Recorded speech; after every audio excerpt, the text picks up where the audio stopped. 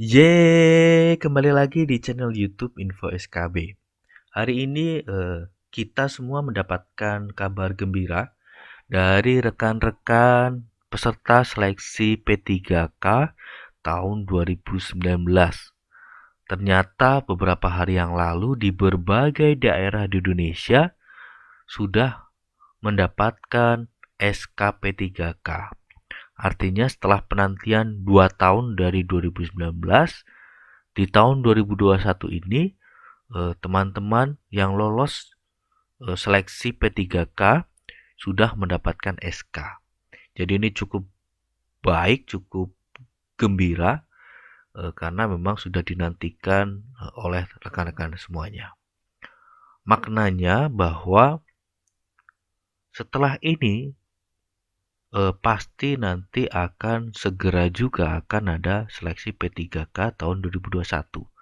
Karena di 2019 ini SK-nya sudah turun, jadi tinggal persiapan untuk menggelar seleksi tahun 2021. Jadi teman-teman yang belum lolos di seleksi P3K tahun 2019, maka persiapkan diri dengan baik untuk menghadapi seleksi P3K di tahun 2021 ini.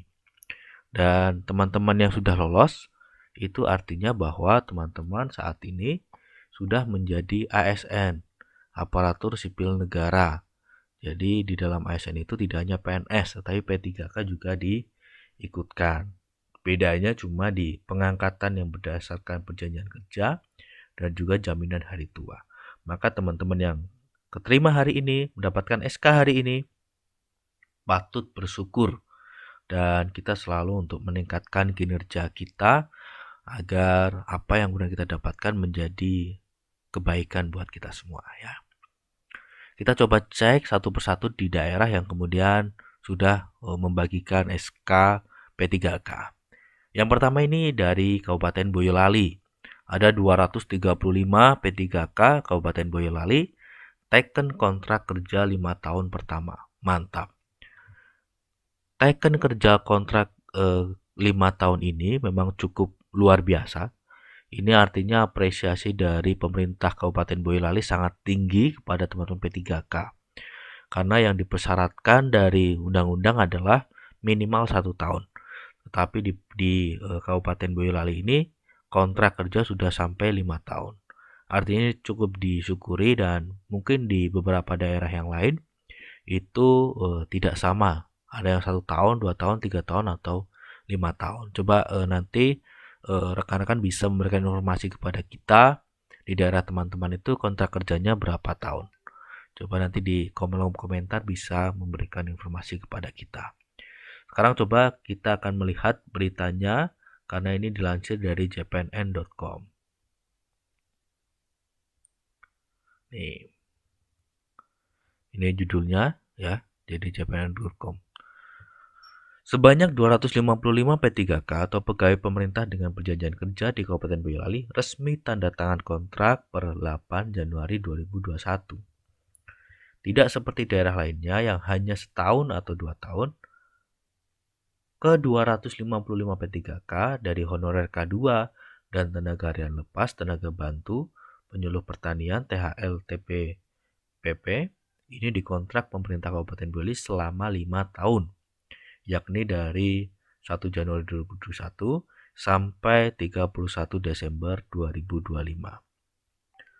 Koordinator Wilayah Perkumpulan Honorer K2 Indonesia Jawa Tengah, Ahmad Saifuddin, yang ikut menandatangani kontrak P3K mengungkapkan kegembiraannya karena penantian panjang mereka membuahkan hasil. Alhamdulillah hari ini tepat 8 Februari, hari penandatangan kontrak kami. Februari penuh berkah bagi kami honorer K2 dan penyuluh pertanian, ungkap Saifuddin kepada jpnn.com. Dia menambahkan seluruh P3K Boyolali sangat bersyukur karena 5 tahun ke depan bisa fokus bekerja karena Pemda mengontrak mereka 5 tahun pertama. Artinya kalau kinerja bagus, kontrak kerja bisa diperpanjang lagi. Seluruh P3K wajib bersyukur karena pemerintah Kabupaten Boyolali mempercayakan kontrak 5 tahun pertama untuk P3K angkatan pertama ini. Jadi memang P3K ini baru dan angkatan pertama ini, dan semoga tahun 2021 nanti teman-teman yang jadi angkatan kedua. Sebuah kebijakan yang patut diapresiasi seluruh honorer. Itu tuturnya. Kemudian dari ungkapan yang lain, kalau dari Saifuddin dan kawan-kawannya, kontrak kerja 5 tahun pertama ini merupakan kado terindah dari Bupati Seno Samudro yang akan memasuki purna tugas tahun ini. Jadi memang ini luar biasa ya 5 tahun ini, karena di berbagai daerah mungkin tidak sampai 5 tahun. Dengan kontrak ini status kami bukan honorer lagi. Kami sudah resmi menjadi ASN atau aparatur sipil negara. Semoga rekan-rekan kami yang lain bisa ikut diangkat menjadi ASN secepatnya. Memang ketika menjadi P3K ini otomatis teman-teman yang sudah diangkat menjadi ASN, karena ASN itu ada dua. Jadi satu PNS dan yang satu adalah P3K. Itu berdasarkan undang-undang tentang aparatur sipil negara. Itu berita dari Boyolali. Coba kita lihat apakah daerah yang lain juga sudah ada. Kita cek bersama-sama ya. Ini dari website cpn.com yang tadi memberitakan tentang Boyolali ya. Ini dari Kabupaten Kuansing ada 57 P3K yang telah menerima juga SK-nya. Dan ini di Salatiga ada 14 P3K yang sudah menerima SK pengangkatan dari Pak Wali Kota. Dan di sini beritanya tentang dari inews.id itu gajinya setara ASN. Memang gajinya itu setara ASN, hanya beritanya cuma di jaminan hari tua saja, tetapi itu pun bisa disiasati menggunakan tabungan hari tua yang nanti bisa diambil dari skema-skema perbankan. Itu bisa disiasati begitu, jadi rekan-rekan tidak usah khawatir dengan perbedaan itu. Kemudian dari inews.id juga ada 144 pegawai honorer di Rembang terima SK pengangkatan jadi P3K. Di Rembang juga sama, mungkin ini serentak satu Indonesia. 427 pegawai pemerintah dengan perjanjian kerja bahagia terima SK P3K. Ini dari Bupati Kuningan Haji Acep Purnama SHMH. Artinya ini dari Kuningan juga secara serentak itu sudah menyerahkan semua. Dari Karanganyar ada 122 orang yang dinyatakan lolos P3K dan dia sudah menerima SK-nya yaitu per 1 Februari 2021. Ada lagi yang kemudian dari Bantul ini. Dari Bantul juga sudah ada menerima SK, dan mungkin ada yang lain. Pemalang juga sudah ada. Jadi Pemalang juga sudah ada ratusan honorer K2 yang sudah menerima SK P3K. Nah, apakah daerahmu sudah membagikan SK P3K? Coba tulis di kolom komentar bagi rekan-rekan yang kemudian daerahnya belum membagikan SK P3K. Nah, setelah mendapatkan SK P3K, mungkin teman-teman perlu ngecek nama lengkap teman-teman, karena SK ini sangat penting sekali untuk jenjang karir teman-teman. Maka jangan sampai ada kesalahan data yang dimasukkan di dalam SK tersebut. Salah satu yang biasa terjadi adalah nama lengkap.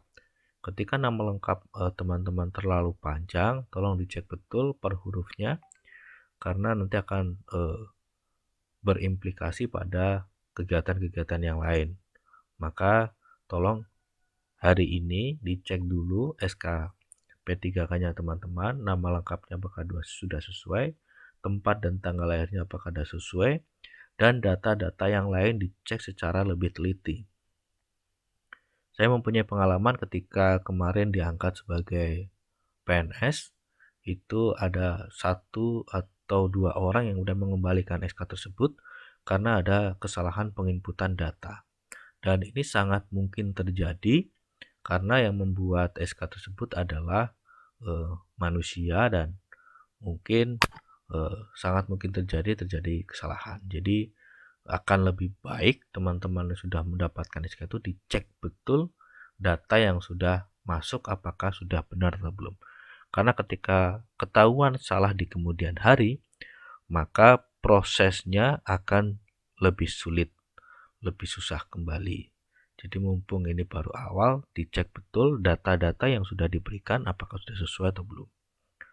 Kemudian saran kami itu setelah data sudah dicek dengan betul sesuai, maka segera mungkin data tersebut atau SK tersebut itu di laminating atau di press agar tahan terhadap air, karena ada beberapa pengalaman juga SK yang kemudian begitu penting itu kemudian masuk ke dalam tas, kemudian kena hujan dan akhirnya agak basah, ada tinta yang luntur. Dan ini menjadi pengalaman buat kita bahwa SK tersebut mungkin setelah dicek datanya benar perlu dilaminating atau dipres. Kalau saran saya, kalau laminating itu kan kertasnya sampai keras. Kalau saran saya dipres saja. Yang penting kertasnya masuk, kemudian di bagian tepi-tepinya itu sudah diikat atau dipres itu ya, biar nanti tidak bisa kemasukan air.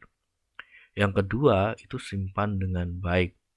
Artinya jangan sampai SK tersebut itu dekat dengan anak-anak. Kemudian jangan sampai diletakkan di sembarang tempat. Jadi ditempatkan dan jangan sampai hilang. Jadi simpan betul dengan baik. Dan kalau bisa teman-teman juga mengarsipkan itu menggunakan scan ataupun fotokopi, diberikan kepada pihak sekolah dan menyimpan data tersebut mungkin di di Drive, kemudian di beberapa Telegram, kemudian di tempat yang lain agar ketika hilang kita punya arsipnya dan itu bisa kita buka sewaktu-waktu. Yang ketiga adalah setelah di press atau laminating, kemudian sudah disimpan di tempat yang baik, maka teman-teman juga perlu mungkin menyiapkan stop map atau tas yang memuat banyak dokumen. Jadi pengalaman saya itu saya punya stop map atau tas itu yang kemudian satu itu berisi banyak sekali plastik yang berisi dokumen-dokumen penting. Jadi selain saya scan dan fotokopi, kemudian yang asli itu kita simpan secara khusus di stop map tas yang kemudian isinya dokumen-dokumen penting seperti ijazah, SK P3K, SK PNS atau SK yang lain. Dokumen penting jadikan satu. Jadi gambarnya mungkin seperti ini. Jadi ada begini, mungkin teman-teman bisa menggunakan seperti ini. Nanti variasinya teman-teman sendirilah yang kemudian bisa mencari. Tetapi yang intinya ada di dalam satu file itu ada banyak sekali dokumen-dokumen penting dan itu bisa diarsipkan.